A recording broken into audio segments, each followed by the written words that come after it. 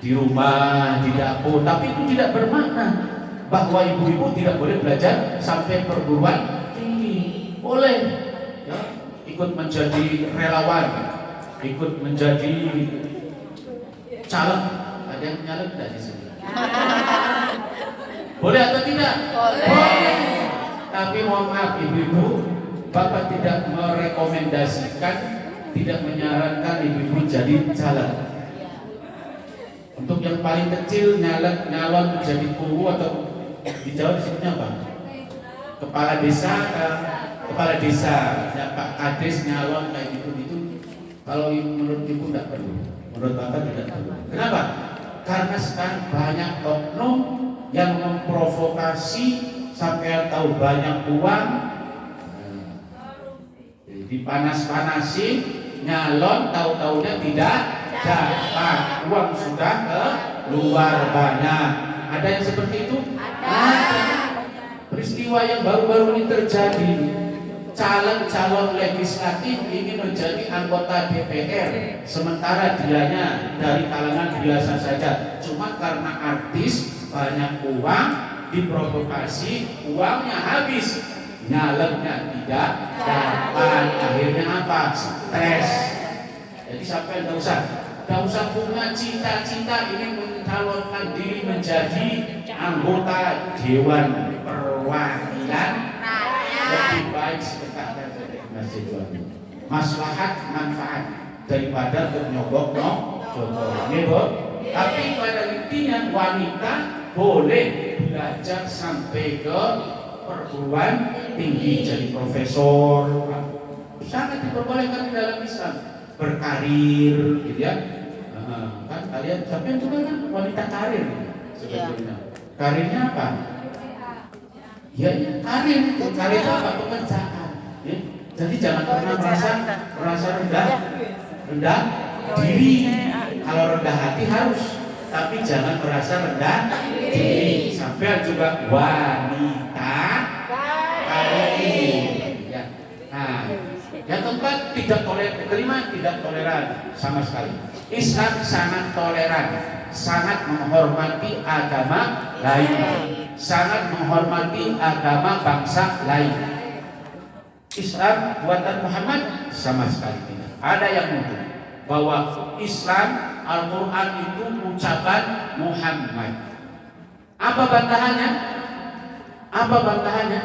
Quran bukan buatan Muhammad. Buktinya Muhammad tidak bisa membaca dan menulis sepanjang hayat. Bagaimana mungkin dia bisa menulis Al-Quran? Nah, gitu kan? Ya, Bang? Rasulullah itu tidak bisa membaca dan menulis selamanya. Tapi ilmunya banyak. Dari mana? Dari Allah, diajari dengan cara menghafal melalui wahyu. Jadi ilmunya jelas, sumbernya dari mana? Dari Allah Subhanahu wa Ta'ala.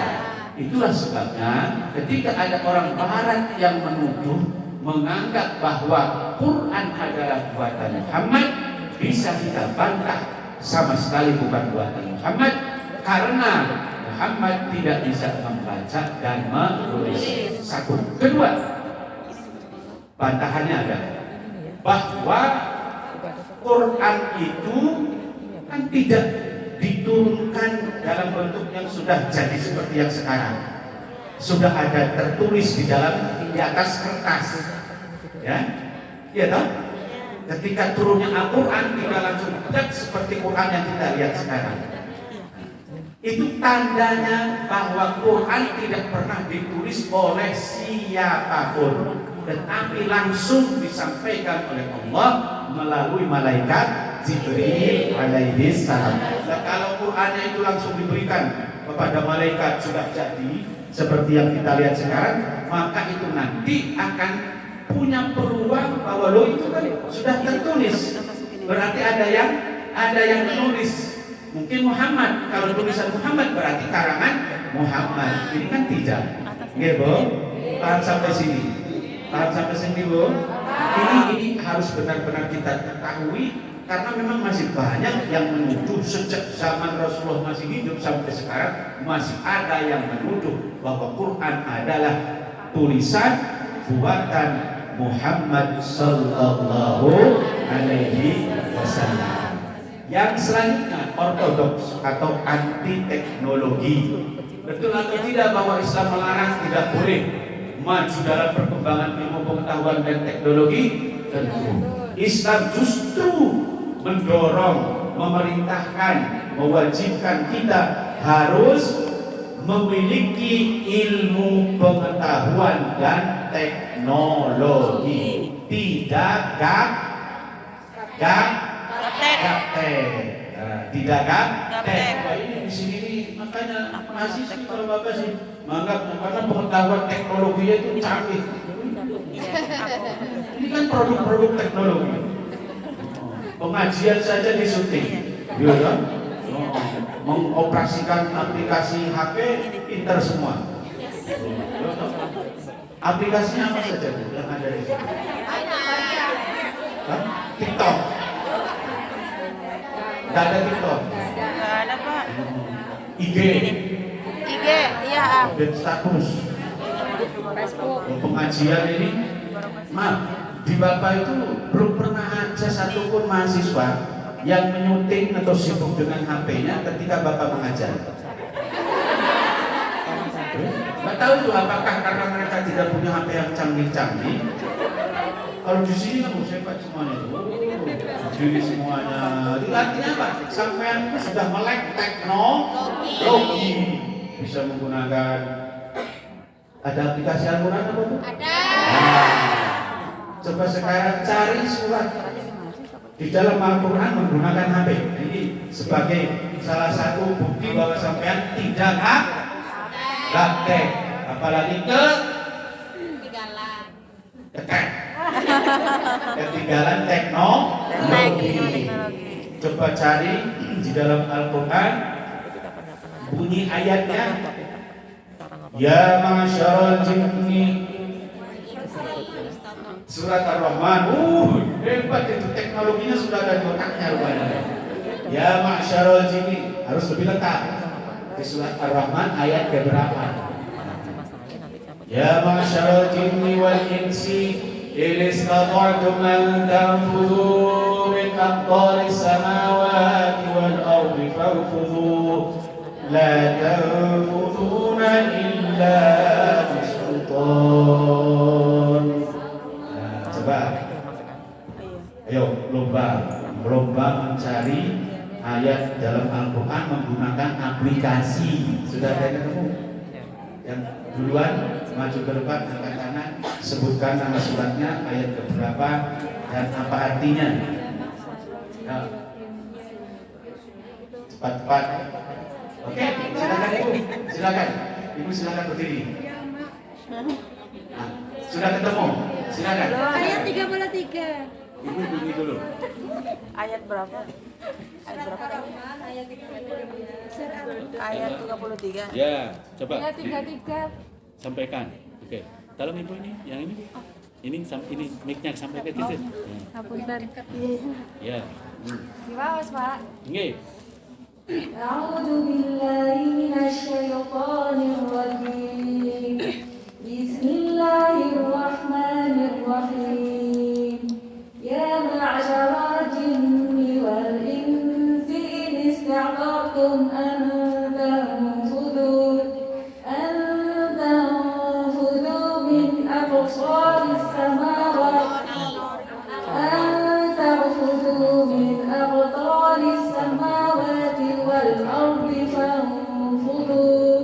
والأرض فانفذوا لا تنفذون إلا بسلطان. Suratnya surat apa? Surat Ar-Rahman ayat 33. Surat Ar-Rahman ayat 33. Ini ya, alhamdulillah Ibu ya. Nah ini bukti bahwa Ibu tidak gaptek, bisa mengoperasikan menggunakan HP digital untuk mencari ayat-ayat Al-Quran. Belum tentu makul bantu di Indonesia bisa seperti ini. Jadi hebat ininya sampai itu. Gunakan HP untuk menambah ilmu pengetahuan hadis.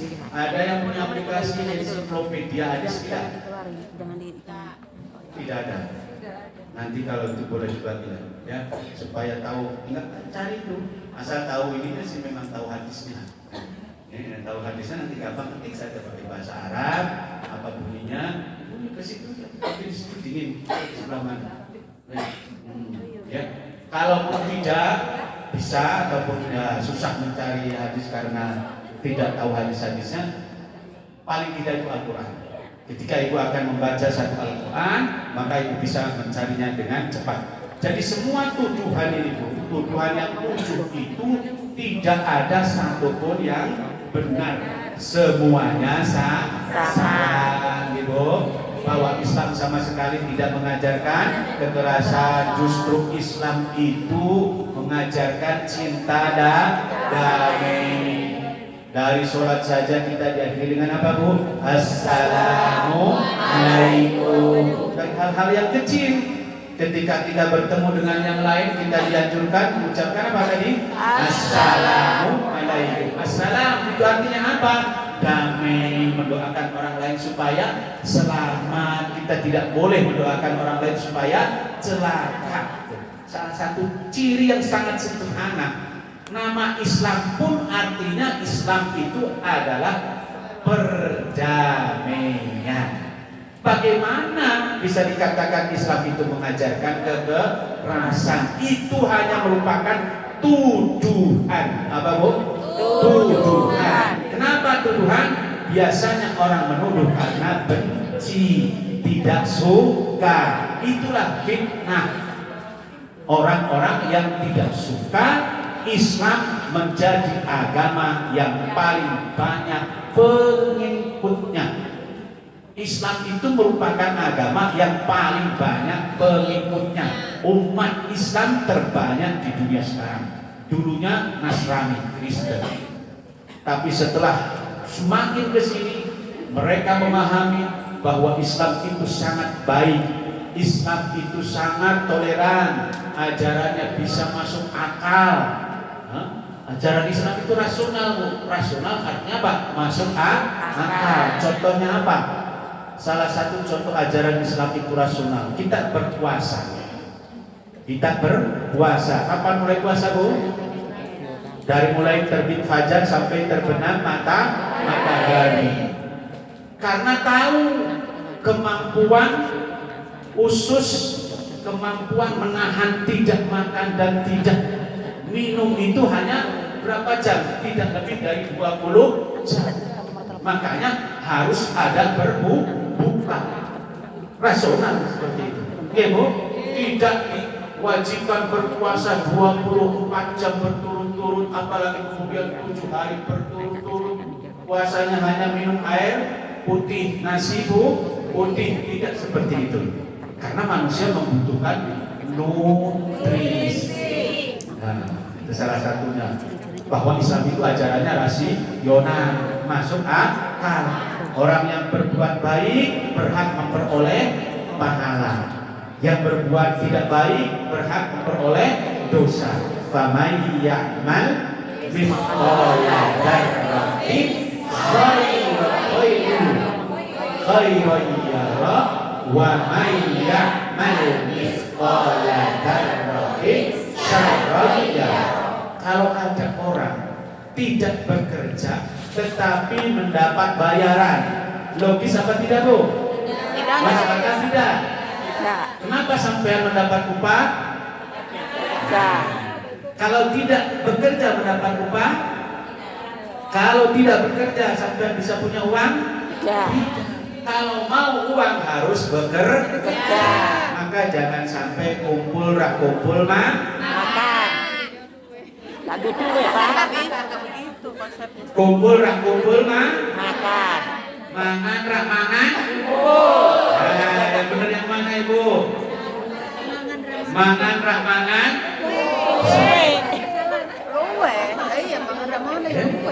Mangan rak mangan. Luwe, Pak. Lapar. Luwe. Gue bahasa Jawa, Pak. Di di Jawa itu ada filosofinya kayaknya. Mangan orang mangan sing penting. Logis tidak? Tidak. Sudah tahu sekarang. Jadi rubah filosofi hidup sampean, jangan mangan orang mangan, tetapi bekerja makan. Ya, mau ke haji? Perlu apa? Biaya. Ya, bukan perlu kumpul, tapi perlu. Mau bangun rumah? Biaya. Supaya punya biaya. Jadi tenang yang tadi udah 20 tahun di sini. Itu ajaran Islam mengajarkan kita supaya apa? Bekerja, logis. Yang mau bekerja, laki-laki maupun perempuan, Quran itu. Di dalam Al-Qur'annya itu secara eksplisit. Eksplisit. Apa artinya eksplisit? Secara tegas, secara nyata dinyatakan di dalam Al-Qur'an, innallaha la yudhi'u amala 'amilin minkum. Sesungguhnya Allah tidak akan menyia-nyiakan pekerjaan perbuatan oleh min dzakarin aw unsa. Siapapun kalian, laki-laki maupun perempuan, kalau bekerja akan memperoleh pendapatan, tidak bekerja tidak memperoleh penghasilan. Quran loh itu. Laki-laki maupun perempuan, tidak diskriminatif. Ya, tidak diskriminatif. Apa itu diskriminatif? Membeda-bedakan. Oh, yang laki-laki harus bekerja, perempuan diam di rumah. Makanya kalau dulu ketika diajari di, saya tahu di zaman-zaman sampean itu, waktu di SD-nya, melalui SD kan sekolah tuh SD dulu kan. Ya. Ibu, ini Budi, ini Ibu Budi, Ibu terus siapa coba? Ibu memasak di dapur. Masa lupa sih? Ibu memasak di dapur. Bapak Oke, ada cerita nyata ibu ketika si siswa murid itu tidak menulis ibu memasak. Coba di dalam surat itu silahkan lengkapi kalimat berikut ini yang diajarkan, ibu memasak di dapur. Tapi anak itu saking cerdasnya tidak menggunakan kata memasak. Ibu membersihkan dapur. Itu tidak dibenarkan sama gurunya karena ibu itu wajib memasak di dapur. Apakah harus seperti itu? Tidak. Di zaman teknologi sekarang ini ibu-ibu tidak harus selalu masak di dapur. Gitu. Kalau gitu masaknya di mana Pak Ustaz?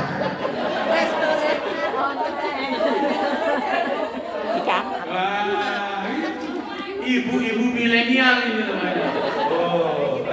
Bukan ibu-ibu kolonial. Tahu ibu kolonial? Iya. Ya, mohon maaf, mungkin ya model bapak ini kan generasi kolonial. Tapi mindsetnya harus mindset kekinian. Istilahnya generasi Z.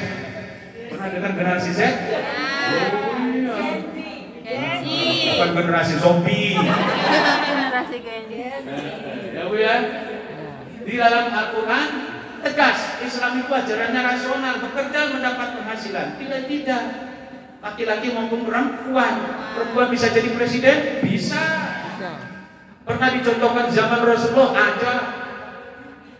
ada yang menjadi komandan tertinggi pasukan dalam pertempuran pada waktu itu ketika penyebaran Islam masih dengan cara-cara seperti itu, tapi bukan dengan perang. Islam itu tidak menyuruh umatnya berperang, tetapi kalau diperangi, apa Bu? Kalau diperangi, dijahati, kita harus membela diri. Maka dalam teori ilmu politik, ilmu apa Bu? Ada bukunya loh, The Holy War of the Prophet Muhammad, perang sucinya Rasulullah SAW. Ditegaskan di dalam buku itu bahwa Islam itu defensif, menyerang tidak, tetapi mempertahankan diri, tidak membunuh orang lain, tetapi kalau dijahati, mau dibunuh oleh orang lain, maka kita wajib membela diri. Makanya diajarkan ilmu bela diri, bukan ilmu membunuh orang lain, apalagi ilmu bunuh diri. Yang diajarkan apa? Ilmu bela diri. Kalau di kita di Indonesia itu jam 9 itu sudah rawan kejahatan. 9 malam mall saja itu sudah pada tutup. Kenapa? Karena rawan kejahatan. Ada jambret, ada begal, ada penculikan, ada perampokan. Nah, karena kondisi seperti itu yang sejak zaman Rasulullah pun juga ada, maka umat Islam harus bisa membela diri. Sampai di sini belajar ilmu bela diri enggak? Oh enggak? Jangan menentang, belajar. Wih hebat. Itu berarti sampai anak buahnya Jackie Chan kan? Gak apa-apa, wajib ya.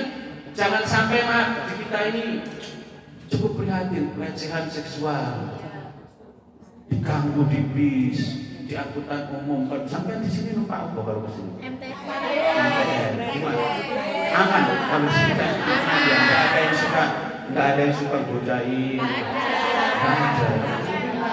Tapi jangan mentang-mentang di sini aman, sampai tidak punya, nah tetap harus. Apalagi nanti kan pulang ke Indonesia, uangnya banyak, tahu, waduh, ya Allah, mengerikan kalau kita dijabret, mengendarai motor, ditarik, gitu, tasnya jatuh, lindes, tahu sampean rawan. Kalau menurut Bapak ini sampean itu mungkin bisa menjadi mangsa. Kalau yang tahu, oh ini pernah bekerja di Hongkong, uangnya banyak, nah, itu bisa menjadi apa? Mangsa. Mangsa siapa? Para perampok, preman. Karena kondisi kita sosialnya masih seperti itu. Nggih Bu, tapi ingat, kita tidak boleh menyakiti orang lain. Kalau kita mau disakiti, maka kita harus membela diri. Nggih Bu? Berapa menit lagi Bu? 10 menit. Oh ini belum siap-siap. Baik, itu ya. Jadi Islam sama sekali tidak anti teknologi. Ya ma'syaral jinni wal insi in istata'tum an tanfudhu min aqtaris samawati wal ardi fanfudhu. Sampai Islam menantang, memerintahkan kepada umatnya supaya belajar ilmu teknologi sampai ke ruang angkasa. Jadi tafsir ayat tadi surat Ar-Rahman ayat 33 itu ada dua versi. Ada dua versi. Versi itu dua macam, dua ulama yang berbeda menafsirkan. Yang pertama yang mengatakan bahwa manusia dan jin sehebat apapun dia, sepinter apapun dia, tidak bisa mengelak, tidak bisa menghindarkan diri dari pertanggungjawaban atas segala perbuatannya. Karena manusia maupun jin, setiap perbuatannya akan dimintai pertanggungjawaban. Kalau mau menghindar, ngumpet sampai ke ruang angkasa pun tidak bisa. Tetap akan diketahui oleh Allah dan akan ditanya oleh malaikat. Pernah dengar enggak ada yang karena takut ketemu malaikat? Siapa itu yang suka nanya di dalam kubur tuh? Mungkar Nakir. Maka jenazahnya dibakar, tidak mau dikubur. Alasannya apa? Tidak ingin ketemu dengan malaikat Mungkar Nakir. Padahal walaupun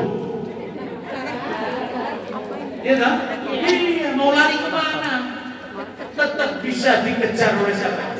Malaikat munkar. Nah, walaupun jadi abu kemudian dengan menyatu dengan air, tetap saja malaikat. Jangan bertanya lagi, kok hebat sekali malaikat. Ya itulah malaikat, kalau tidak ahli seperti itu bukan. Sampai udah nggak usah terlalu aneh-aneh, Pak. Di mana rasionalitas? Tahu rasionalitas? Di mana masuk akalnya ajaran Islam? Ketika kita berwudu, mana kemudian tadi buang apa? Buang angin, ya, buang angin. Maka kita harus wudu lagi, alias bakar. Harus diperbaharui wudunya, ya toh.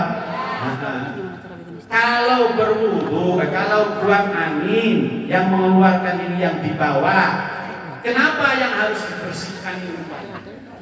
Nah, masuk akal tidak? Masuk akal tidak? Masuk. Coba jelaskan.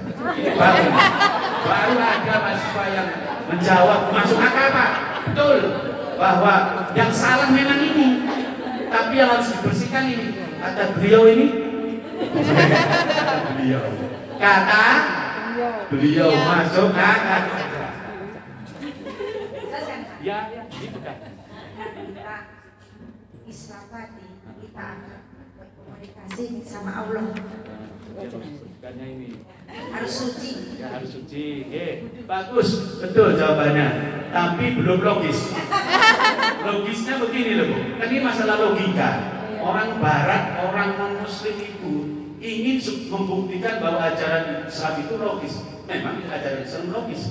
Tadi salah satu contohnya saja, kita berpuasa tidak diwajibkan selama 24 jam karena keterbatasan kemampuan daya tahan tubuh. Sekuat-kuatnya seseorang tidak puasa berturut-turut itu 3 hari. 3 hari. Medis itu yang membuktikan. Ya, jadi kalau sampai ingin membuktikan rasionalitas masuk, itu lah nggak apa-apa pakai bahasanya bahasa ilmiah. Tadi eksplisit gitu kan ya. Secara apa tadi? Eksplisit artinya apa? Eksplisit tadi tegas dan nyata. Ya, yang lainnya barlen ya. Nggak apa-apa, masih ada yang ingat alhamdulillah. Tenang saja Bu, karena tujuan sampai ke sini untuk mendengar, bukan untuk mengingat. Ingat gak baik kok. Bagus juga ingat. Kesini itu hanya untuk mendengarkan, Ibu. Alhamdulillah. Bapak Ibu sangat syukur sekali sampai mau mendengarkan saja. Very happy. Very happy. Kenapa? Ingat Nabi Nuh. Nabi Nuh alaihi salam itu berdakwah ngajak umatnya 800 tahun. 800 tahun, hasilnya hanya 8 orang yang beriman. 800 tahun, artinya 1 tahun 100 tahun hanya satu abad. Ini Bapak beberapa jam di sini? Berapa jam? Dari jam 11. Sebut saja 2 jam. Sudah dapat sekian banyak. Alhamdulillah. Jadi Bapak tidak menuntut banyak pada sampean. Tidak menuntut supaya nanti kalau dites ulangannya bisa ya, kemudian hafal ayat. Tidak. Cukup mau mendengarkan. Logikanya ini. Kenapa? Ketika kita buang angin, wudunya harus terbaharui. Yang salah ini, tapi yang harus dibersihkan. Iya. Kalaulah sampean diharuskan membersihkan ini setiap kali batal, susah apa betul? Susah apa betul? Banyak membuang air tidak? Banyak. Banyak menggunakan air tidak? Banyak. Allah sudah Maha tahu. Walaupun ini yang salah, tetapi yang dibersihkan bagian-bagian yang lain karena itu lebih memudahkan. Ajaran Islam tidak untuk menyulitkan umatnya. Itu ada di dalam Al-Quran. Wa ma ja'ala 'alaikum fid dini min haraj. Salat wajib berdiri. Tidak mampu duduk. Tidak mampu duduk Berdiri.